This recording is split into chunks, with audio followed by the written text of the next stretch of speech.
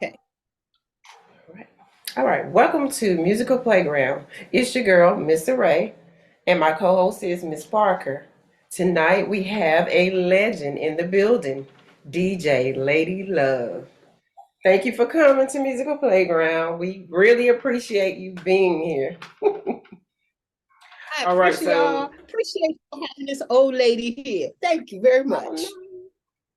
you're not old. Yeah. We seasoned, honey. We got But some You we if I see, could seasoned. say, if I could say I'm like one of the first female hip hop DJs, my ass is old. Okay. You know what? And that was going to be one of my questions to you. I was going to ask you, was it true that you were one of the first black female DJs in the 1970s? Not just DJs, hip hop DJ. Because there were Okay. always DJs around. DJ's been going back since whatever. But in hip hop, right? because I was a DJ before I became a hip hop DJ. I was a disco DJ, so I played disco. Okay. But hip hop transformed from disco into hip hop, so it was just a easy transition for me. Okay. Yeah. So you already had roots laid down when y'all switched over. Right, Okay. So but how did you get? I'm sorry. You can go ahead. no, go ahead. Okay. Well, how did you get It's your started, interview. DJ? Um, like I said, I was already into music when I was born in the Bronx, and my family was crazy partying every weekend, playing cards. So, floor and an aunt that lived on another floor. And from Friday to Sunday, there was card games going on. And at 6, it was my job in the apartments and stack the records for us. I couldn't let, if there was no music, I'm in trouble. Nisi, we ain't got no music in here, girl. So that was my job. Okay. And Okay. To control the it music. That's became, cool. music was like my life. I was quiet. I used to read a lot. I didn't really have that many friends. But my mother gave me a portable radio, and that was like the best gift she ate because I would sleep with it under my pillow and listen to one end of to the other. Like back then, it was the AM and the FM. The AM. So I had WWRL, which was the black station, and at the other end was WABC, which was the white station. So I was back and forth, back and forth. So that's how my love of music for all genres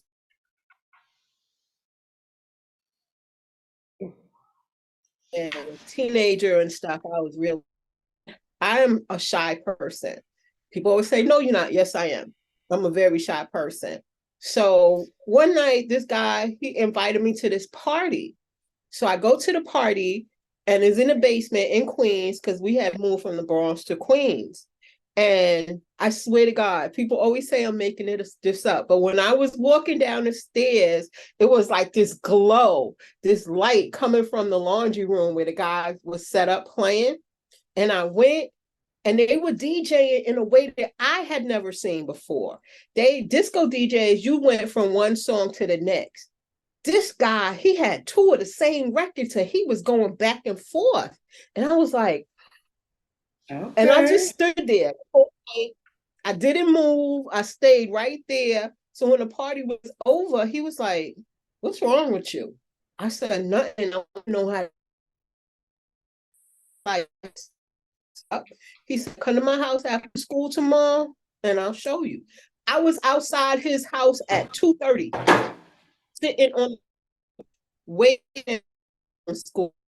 And when he came, he brought me in the basement. It was the setup. I was like, oh my God. And that dude, right, his name is he's Davey DMX. He's a pioneer.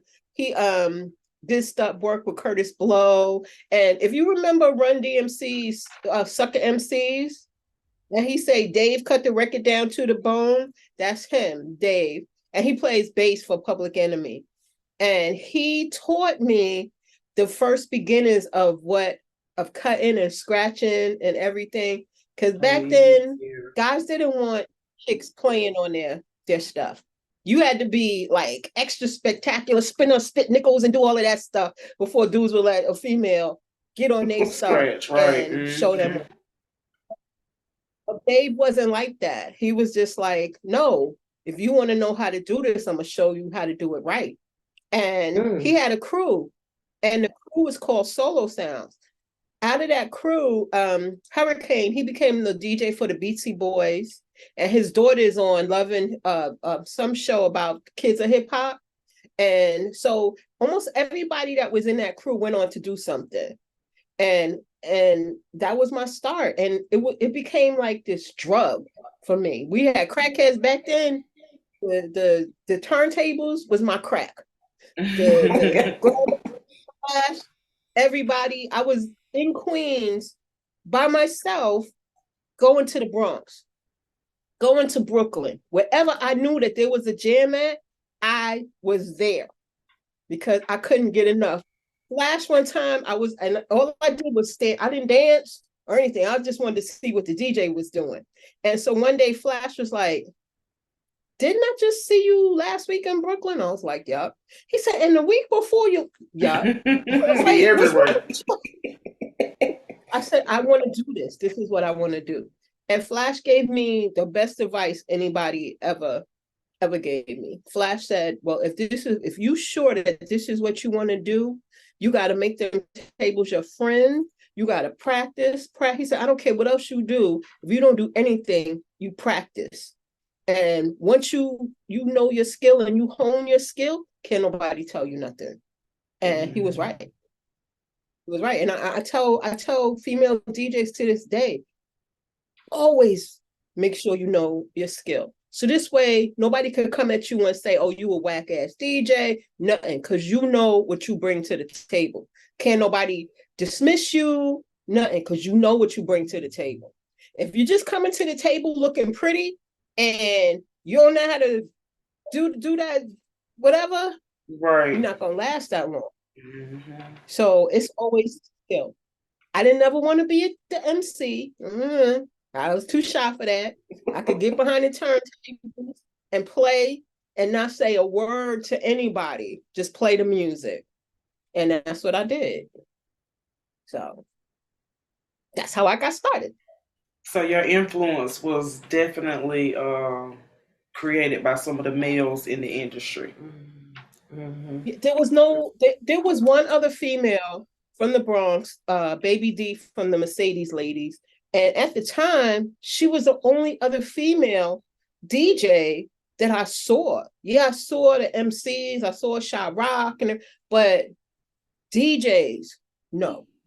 And so there wasn't anybody that I could say, oh, I want to be like them, or oh, I could be like, because there weren't. There weren't any. Baby D and I, at the time, set that stage. She was in the Bronx and I was in Queens. So that is dope. I think that is so cool. Absolutely. Yeah, so it was fun. It was definitely fun, but it had the downside too, because of the fact that we were women, because of the fact that Baby D had a crew. I didn't have a crew. I played with a lot of the big guys at the time. You know, I would travel with them, do shows, stuff like that, but I didn't have a crew. I didn't have a team behind me to make sure I got paid, to make sure that this one, the promoter would be like, oh, I didn't make no money tonight, so I'll get you next time. Or I didn't have nobody to do that type of stuff for me. Then you also, you know how men can be. Men always want you to do favors, and it was a lot. to be a woman in the industry, in a male dominated hip hop industry at that time. It wasn't even called hip hop then, but it was hard. It was, now they have schools, and there was no schools and all of that stuff. Now you could go on the internet and learn how to do. There was no internet. It was nothing. So everything that we did was like really organic. You had to learn. Right, You had to it put was in the really work. hard You really work. have to put in the work. And that's one of the You have questions to I put was in. going to ask you about the experience. Is like in a era where it was men, majority men. Mhm. Yeah, it was harder. It was real hard. And that was like one of the reasons I left. I left in 1981, like right before everything blew up. I left, but I came back in 2010 and hit the ground running.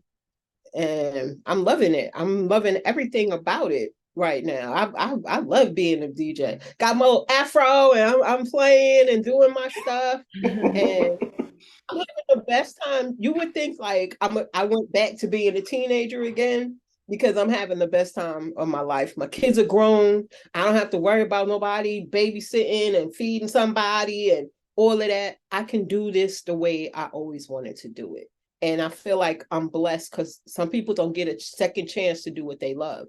And I got this second chance to do what I love. That's good. So, name some of the artists that you have worked with.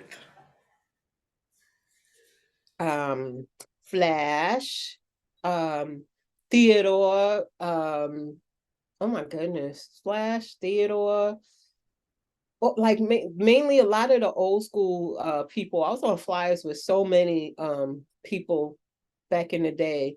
Well, even now, like I just finished doing something out here at this museum called Mopop, where we did a thing with Fab Five Freddy. And Okay. Joe Conzo, he's the first hip hop photographer, and we did some stuff with them. I worked with Ruth E. Carter. She was the first Okay. African American woman to win a costume design. The museum did a exhibit with her, and I did her opening party. She was so nice. She was like one of the nicest people I have ever met, and so I worked with her. And it's just a lot of DJ Hollywood, um, Eddie Chiba. I worked with a lot of people, and I'm still working with people. Okay. What is your opinion about the music today compared to the 70s? What is a major difference that you see? Ooh. I I try not to. Some music today I love. Some music today I can't stand. I play in this club out here called the Havana. I play for these 20 and 30-year-olds. I'm the old grandma in the club playing for the little kiddies. That's how I put it. But it's crazy because when I'm playing the music, they like the old school stuff. But as soon as I put on some twerk music, that crowd go bananas. Well, twerk or trap or whatever. Them girls be on the floor like they in a strip club and everything. I'm like, oh Lord, what am I doing? I'm going ahead. But I like I like a lot of music. I don't like the one thing I don't like today's music is there's no creativity. Like back in the day, it was so many different stuff that you could listen to. Nowadays, to me, everything sounds the same. There's like no real difference. Everything sounds the same. Like I want to hear something different. Show me, hit me with something. Like back in the day, you had to be creative. You couldn't Right. bite nobody's style. You couldn't bite nobody's rhymes. You couldn't bite nobody's beats. Nowadays, it's not like that no more. There's no code. There's no musical ethics anymore. But Right. You're right the about 70s that. music, the 70s music and 80s music was more about feelings, about love, and or even sex. They put it in a certain way. They ain't just throw it out there blatantly. You had to kind of, oh, is that what they saying? You had to decipher the rhymes and stuff. but it made you think. It made you feel. Right. It Like told a that's why story. today, right, exactly. That's why like today, if you hear a song from, when you was growing up, that same feeling you felt when you first heard that song, you could still feel that feeling when you hear that song again. These songs today, I don't feel like that. I don't feel like there's no emotional connection. Now, it's not every song that's like that, because there's a lot of songs that I do like, and there's a lot of artists that I do like. But in general, it's like there's no emotional connection to the songs. Yeah, I I agree. agree. I I agree. agree Most too. definitely. So, what would you tell someone that's trying to pursue being a DJ, like in 2024? Learn your skill. And DJs are very snobbish. I'm a snobbish DJ. We are a snobbish group. Okay, so you got the purists that feel like if you don't work with vinyl and turntables, you're not a real DJ.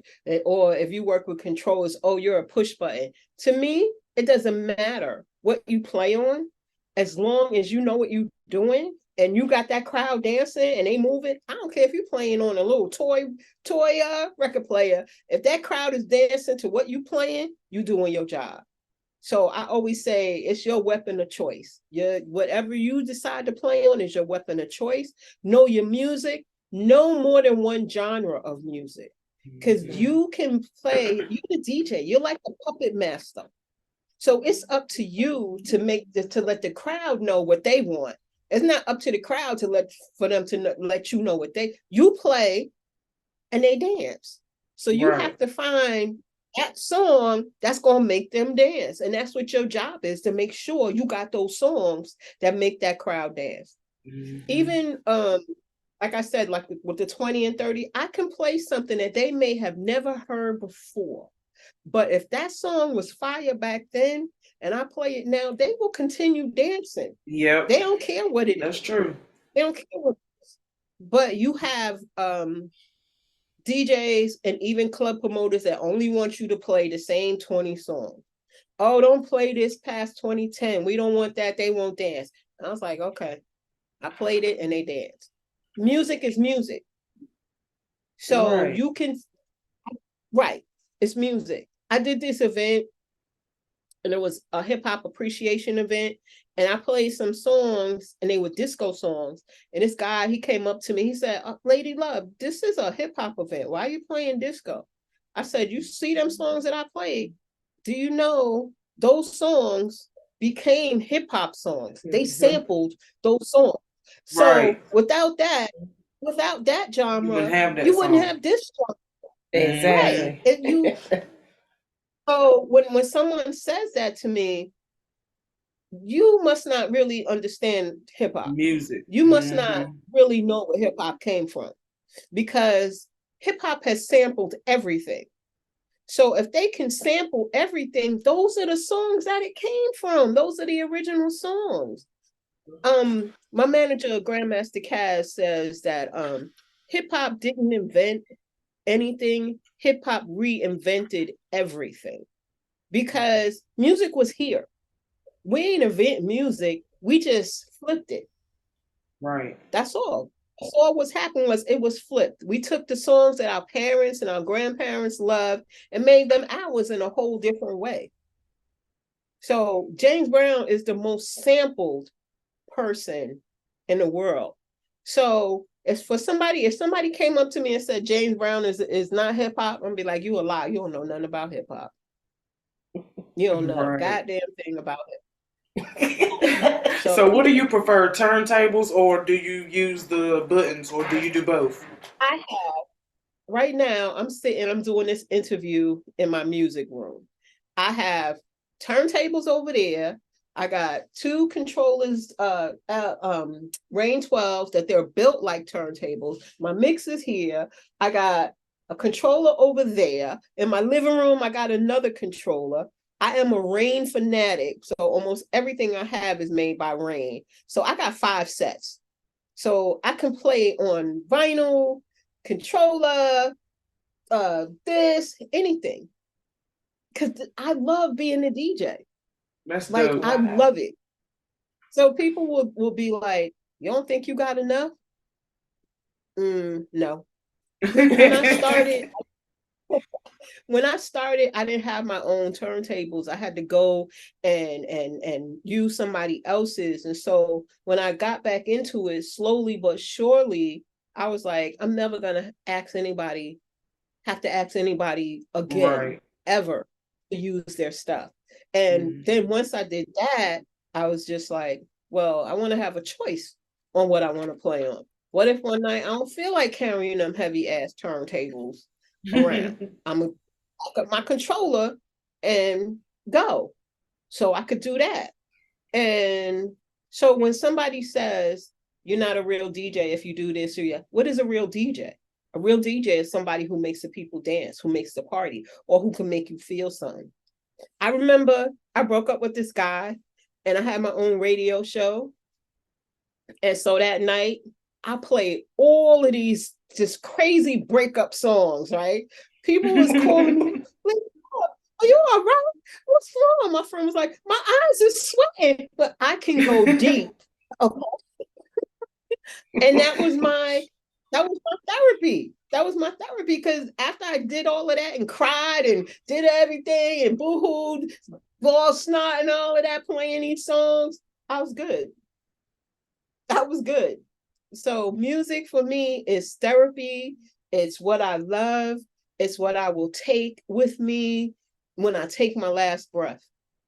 I will never, I will, like I said, I'll be an old lady in a club playing the music for the little kiddies. So long as they come to hear me play, I'm gonna play. So and it's universal. What would you do? What would you be doing right now if you were not doing DJing? Oh, What other career do you think you would be doing if you were not a DJ? I don't think only thing, okay, I wanted to be Angela Davis. I couldn't be Angela Davis. I wanted to be Nikki Giovanni. Couldn't be Nikki Giovanni. And I wanted to be a DJ. Those are the only three things in my life that I wanted to be when I was younger. And so, and be on the radio. I wanted to be a program director because I felt like I didn't want to be a DJ on the radio because the program directors have all the power. They decide what music is to be played, and that's what I wanted to do. I wanted to be a program director. So are you But it still has to do doing with music. radio? Yeah, I have my own radio station, my own internet radio station, and so I don't like to conform to what other people think that I should do or what other people should do. So I do still want to work on broadcast radio. That is still a big dream. But in the meantime, I've ran my own radio station for the last 7 years. Okay, So that's I dope. love it. I program all the music that's on there. I program all the mixes that's on there. Like Red Alert send me mixes, Mel Star would send me mixes, Eddie B. Swift, Doo Wop. So all of these people would send me mixes from I do my own stuff. It's my station, so of course I'm gonna have my own mixes all up in there, Right. and it's fine. Can nobody tell me what I can and can't play on my station? Right. So it's like my hobby, but it's a hobby that I've been doing for 7 years. And if Okay, I that's a stopped thing it, about I don't having know your what I own. would. So how can we get information about the radio, your radio, My internet radio radio? station, Hmm. my station, I am vain. So my radio station is called DJ Lady Love FM, and it's 24/7 commercial free radio. Oh wow. Uh, Okay. and then I have a website, djladyloveproduction.com. There's no S on the end of production, it's just production.com. And on the website is a link to my Podomatic page, which has DJ Lady Love mixes. So it's nothing but my mixes on. So I do my stuff and I do other other people's stuff on my radio, but on my Podomatic page, it's just mine. It's just me, DJ Lady Love mixes. And it's Afro beats up there, it's old school, it's hip hop, some of everything. Because I play some of everything. So That's what makes you dope. Right there. So how that's what would keeps me you alive. describe how would you describe the music that you typically make? It depends, in all honesty, it depends on the mood that I'm in.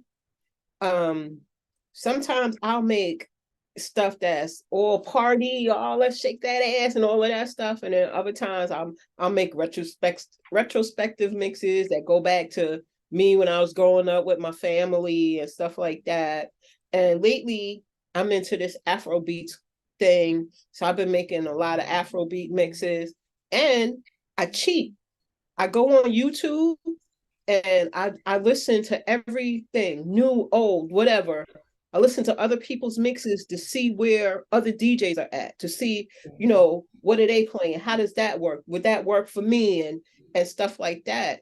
And I find a lot of songs that I do like that I never heard before by going to YouTube and just listening to the music that's on there. I found a lot of new music that I probably would have never listened to before. So YouTube has become my friend for music.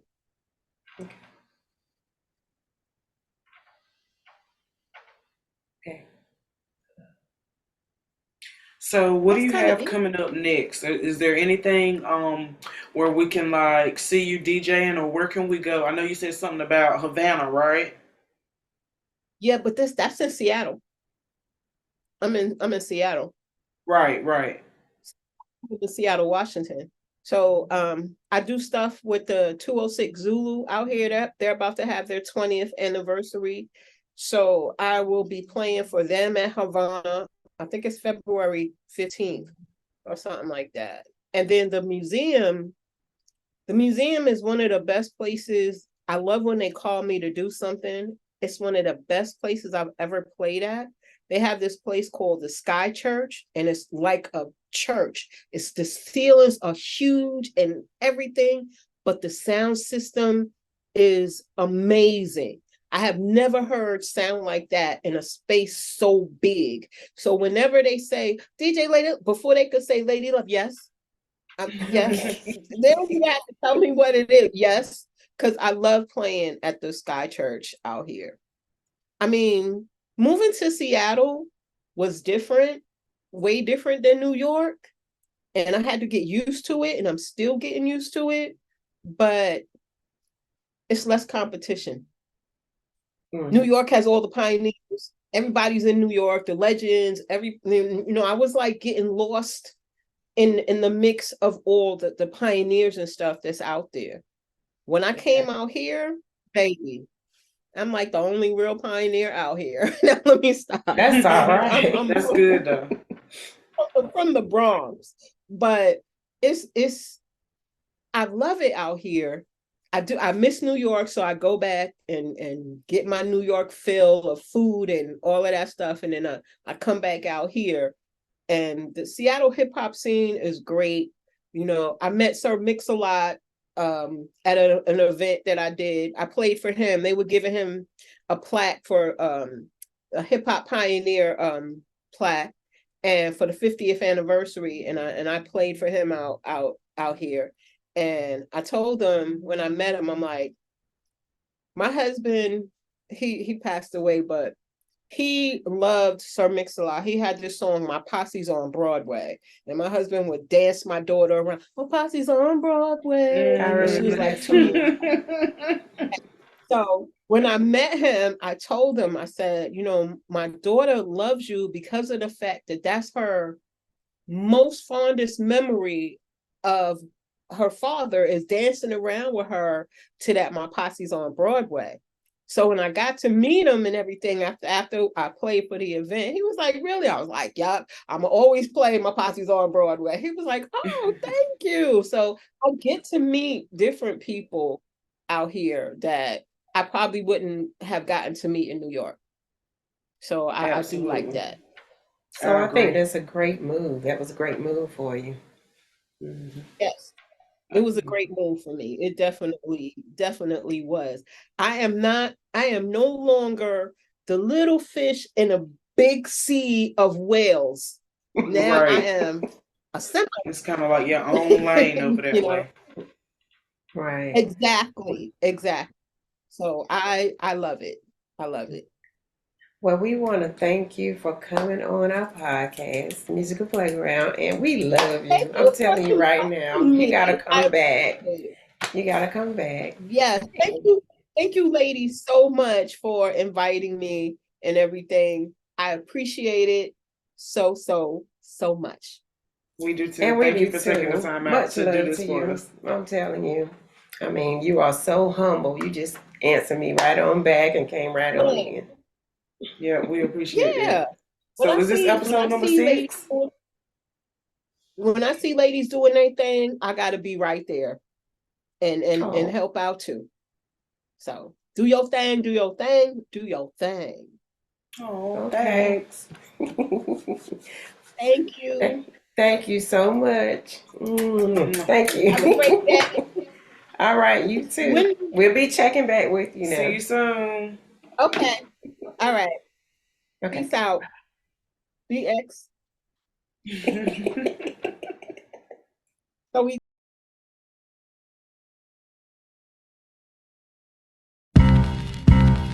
Uh, uh, yeah. Chrome block. Block cold. Hit him with that Rocco. Let us get cheese, these shells ain't for tacos. Brown spill. Bed style, Cheese up. we ride. Salute smooth and gamblers, scramblers. Now we fly. We wear cold block gear. Yeah, we wear cold block gear. We wear cold block gear. Rock boy cheese, cold block gear. Yeah. Cold block. Everybody live by code.